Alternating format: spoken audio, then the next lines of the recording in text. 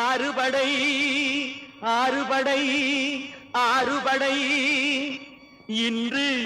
எங்கும் மருதமலை கோயில் ஒரு ஏழுபடை ஏழுபடை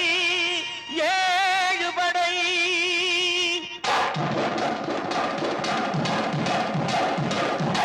மருதமலைக்கு நீங்க வந்து பாருங்க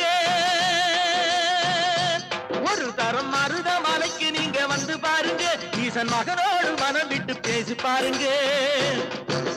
மருதமலைக்கு நீங்க வந்து பாருங்க ஈசன் மகனோடு மனம் விட்டு பேசி பாருங்க தீராத வினைகள் எல்லாம் தீர்ந்து போகுங்க